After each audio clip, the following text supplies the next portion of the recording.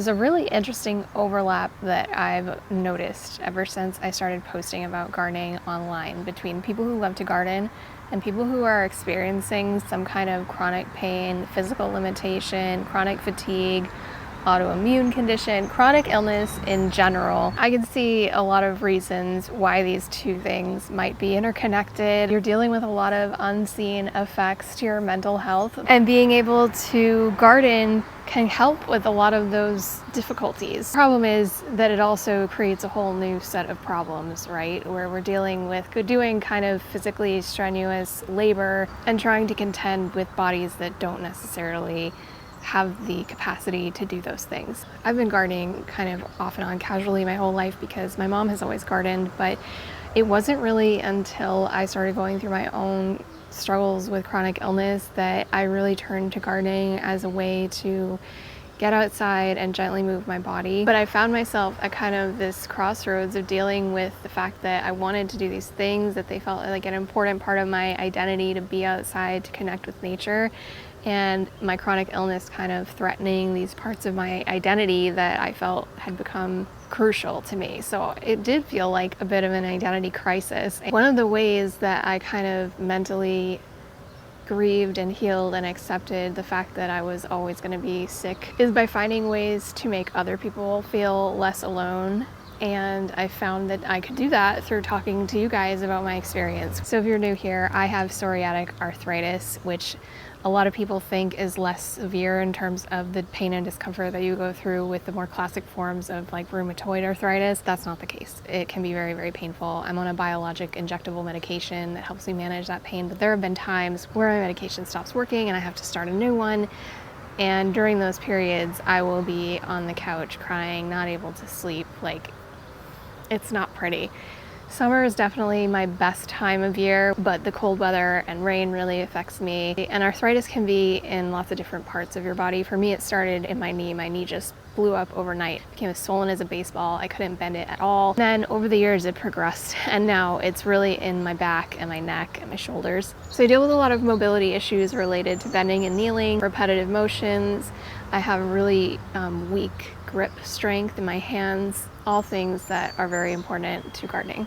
But in starting to share what was working for me and what wasn't on the internet, I found that there were a lot of other people going through the same thing. And I've just kind of posted here and there on my short form accounts with Instagram and TikTok, talking for like 30 to 60 seconds about little tips that have helped me here and there. But I wanted to make a comprehensive video that really gets into everything that I do all at once, that makes gardening more possible for me, and raise awareness of the fact that these invisible illnesses exist.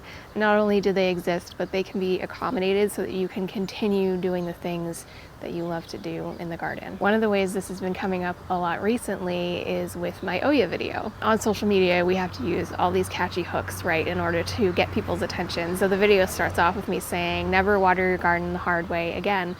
And I'll get comments from people saying, watering the garden isn't hard. What are you talking about? I love watering the garden. And this just kind of comes back to this unaware mentality, really, that something that isn't hard for you can still be hard for someone else. And regardless of whether or not it's hard, using an Oya in the garden has many other benefits other than taking away this garden chore that I personally find difficult and strenuous. So I hope that even if chronic pain or chronic fatigue isn't something that affects you personally, you'll keep watching this video, because I think it may help you to really become more aware of what other people's lived experiences might be, and maybe be more empathetic to the limitations people are facing that you might not even be aware of. So first I want to talk about the mental effects that we can kind of proactively combat by bringing awareness to them and intentionality to them, and then we'll talk more about the physical, functional changes that you can make within the garden to make it more accessible. And these will be in no way inclusive of everybody's physical limitations, since I can really only speak to my own. Maybe it will give you some ideas. And if you have different limitations that you found solutions to, I hope you'll put them in the comments below so that we can all kind of help each other. So the first thing that I notice a lot of people struggling with is finding a balance between not overworking yourself, but also feeling like you've gotten what you need to get done. I know even I still do this, where it's very easy to lose track of time. And when I do this, I end up working myself way too hard. And if I don't stop and take those short breaks very frequently, what happens is that I end up overextending and burning myself out so that I just have to spend the entire day or multiple days on the couch afterward. And logically, do I know this? Of course. Have I made the mistake multiple times? Of course. It's impossible sometimes to always be giving yourself those breaks. But one thing that can really help if it's something that's really unnatural to you and you're consistently making these choices that are setting you back and causing you to have to recuperate for extended periods of time is to set a timer. And that timer could be 10 minutes, 20 minutes, 5 minutes, it doesn't matter, whatever works for you. But when that timer goes off, you need to make a commitment to yourself that you're either going to, at the very least, check in and say, how am I feeling? Do I need a break? Or if that's not enough, you need to commit to saying, no matter how I'm feeling, I'm going to take a break when this timer goes off. It feels really rudimentary, but I promise it helps so much in the beginning stages of just building that intentionality into your day and checking in with yourself as you're doing any given task. Another way that you could do this is to kind of break up your tasks. So say like, all right, after I plant 10 tomatoes, I'm going to sit down. No matter how long it takes, if it takes 2 minutes, if it takes 5, 10 minutes, you're going to take a break after that small piece is finished. And also giving yourself permission to celebrate the completion of those smaller chunks as they happen. You don't need to wait until the entire garden is planted out to look around and be like, wow, this is beautiful. You can give yourself those moments as you're going so that you're giving yourself kind of that little serotonin boost, that little reward, which makes it a little bit easier to give yourself the grace to take a break when you need it. I would also encourage you to practice mindful curiosity. And what this looks like for me in the garden is really paying attention as a meditative practice almost to what's going on around me and also what's going on in me. A good example of this, if you're gardening in ground, for example, is saying to yourself, wow, I was able to push myself to go 5 minutes longer if I just go to the effort of getting my kneeling pad in the first place so that it's already in place and I can use that. If I don't use the kneeling pad, I have to take a break way sooner. Making time for these accessibility accommodations will allow you to spend more time actually doing what you enjoy in the garden. I would also encourage you to ask yourself continuously if this is something that you have to finish right now.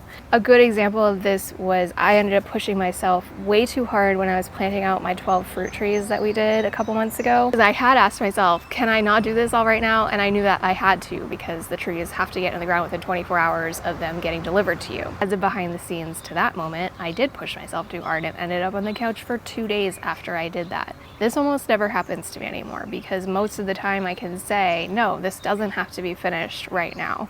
And I can give myself permission to just do as much as I'm able to. We also internalize a lot of feelings of shame around productivity. And what I've learned is that the more that I rest, the more productive that I can be in the moments that I am being productive. And rest in itself is a productive act, and it's something that we need to reclaim for ourselves because it is so, so valuable. So if you can reframe this to rest being productive and that pause being just as important as the project, it's a big mindset shift to make when we've internalized this, especially in the States. I feel like this go, go, go, grind, grind, grind mindset is so prevalent, but we don't need it in the garden. Efficiency is something that I use in every aspect of my life. Another thing that I'm super passionate about is cooking. I eat plant-based. I've eaten plant-based for 20 years. I love to cook. I've cooked my whole life, but standing over a stove for an hour or 2 hours is just not going to happen for me on some days. So I've had to rewire my brain a little bit for cooking, for example, where like I'll decide like, okay, I just can't sit here and chop garlic for 20 minutes. I'm going to use garlic powder. It's no big deal. Like little things like that you kind of make small concessions for that won't really affect the end result, but add to your efficiency. Really reading that recipe in advance. And the way that this applies for me in the garden is in the planning, so that everything is planned out before I do it. So when I do have the energy, I can kind of ride that wave and be as efficient as possible. So you'll see, like if you go back to my garden planning videos that I have, a lot of people will say like, oh my God, I wish I could be this organized. And the reason I'm this organized, it's literally just a survival technique, because I know if I wasn't, I wouldn't be able to make the most of the time that I do have and the energy that I do have when I have it. So taking advantage of those downtimes, those slow moments to really organize yourself, organize your thoughts, make a plan, make a list, Whatever that looks like for you can make a huge difference in maximizing the time that you have when you have it. By far the hardest but best thing that you can do, especially in the age of the internet, is to avoid the comparison game at all costs. I'm not saying that this is easy, but everybody's garden is different. My garden is a lot slower than most people's gardens. I have learned to be totally okay with that because I'm still growing plants, and honestly, that's all I need to be happy. I want you to think of this like organic gardening. Organic gardening asks us to work with nature and not against it. We need to work with our bodies, not against them. And this looks like, for me, that garden tasks take 2 to 3 times longer than they do for somebody who might be more able-bodied. So really unpacking that kind of self-talk where we're dumping everything into this I suck bucket, right? Like, you don't suck. Your body is different, and by honoring it and by accepting those limitations, you're actually learning more about yourself. You're learning how to love yourself. And that is far more valuable than being able to grow bigger, better plants. There's this video that goes around every once in a while where someone will make a joke saying that real gardeners are covered in dirt, in ripped leggings, sweaty t-shirts, and anybody who's in a dress in their garden isn't a real gardener. And a lot of it is said in jest. I do garden in dresses a lot of the time because I'm not doing anything strenuous enough to require me to wear those dirty, ripped leggings. That does not make us less of a gardener just because of whatever clothes you wear or how hard you strain your body in order to grow the food that you're growing. If I worked that hard, I would be crying in the dirt. And trust me, I speak from experience. Okay, let's get into the physical kind of items that I use on a daily basis that make gardening more accessible for me. There's nothing revolutionary here, and I'm always going to tell you, don't feel like you need to buy these things just because I have them and they work for me. But if you do need something new, I would recommend these items, and I'll link them all down below. This wasn't actually on my list, but as it's getting hotter in the day and I added my sun hat in, I will say a sun hat is something that definitely helps. A lot of people with chronic illnesses experience sensitivity to extreme temperatures, so having something like a really big sun hat really helps me to be able to stay out in the garden for longer. For seed starting, I love soil blocking because it's totally zero waste. But if you've got hand grip issues like I do, it's not super practical. So in that case, your next best bet is to go with a plastic seed cell that's gonna last forever versus one that's gonna end up in a landfill. These are made of recycled plastic, and one thing that I really like about them is that they have this hole in the bottom so that you can just easily pop the seedling out when they're ready to transplant. When we're talking about tools, obviously going for the best quality tool you can is gonna make a difference in terms of the efficiency of the tool, because a sharper tool is going to be able to cut faster and more easily, which will exert less energy. Keeping those tools super sharp is also very important, and nothing beats Felco in that regard for me. So any type of Felco. I have the Felco 2s, I also have the herb snippers. These, however, are the Felco 15s, and they've been kind of a game changer for me. I had never seen a clipper that had this particular function before, but the handle is actually rotating. So what that means is it takes a lot of the stress off of your hand when you're actually clipping things. Another thing that's great about Felco is they usually have multiple sizes. So this is the size small in the 15s, which just helps again because my hands are really small with having less stress on the joints while I'm using the tool. Keeping these super sharp is easy. There's a sharpener that you can get from Felco, and I usually just do that over the winter. I do have a video kind of going into more detail on how to maintain your tools, which I'll link here as well. These have made such a huge difference in me trellising things. These are Velcro ties, and I just reuse them every year, which is why they're dirty and already cut into small pieces. But it comes on a spool that you can cut to any size that you need, and they just Velcro together around whatever you're trying to hold. I just think they're way easier to use than tying a bunch of knots that usually then need to be untied and adjusted throughout the season, which is really fiddly and finicky with my hands. So I much prefer to use the Velcro for that reason. Some people will use scraps of t-shirts, which I heard works really well, but again, you're dealing with like the knots, and I can't be picking at little knots all the time. Two other bigger items that have made a big difference for me are having a cart. The cart has helped me kind of move stuff, like my soil deliveries are up by the street, and then I have to bring them all the way around back here. So I can just load up the cart and bring everything to exactly where I need it to be. And of course, a kneeler, which I use in my perennial beds.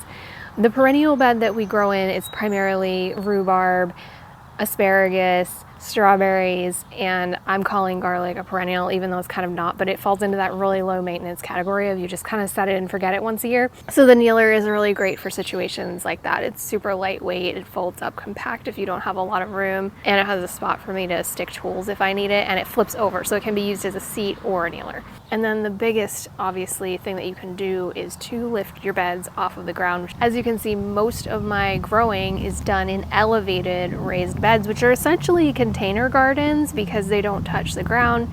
There's pros and cons to these, of course. We're able to control the soil quality, but it also means we have to generally bring in soil to fill them, and you want to use really high quality soil. I always use Coasted Made. I've tested out 3 different styles of these in my garden. I love them all for different reasons, but these ones are definitely my favorite. The craftsmanship is just on another level. They're really easy to put together, and they don't require like any special tools or skills, and they have this awesome ledge that you can put stuff on, which has really come in handy many times already. A big water bottle like this that you can just keep with you while you're gardening that has a lid so bugs and dirt can't get into it also helps. And my favorite recommendation is to give yourself a place to sit and relax. I hope this video was helpful. Let me know if you have any questions or other ideas for how to make gardening accessible in the comments. Thanks so much for gardening with me, and happy growing.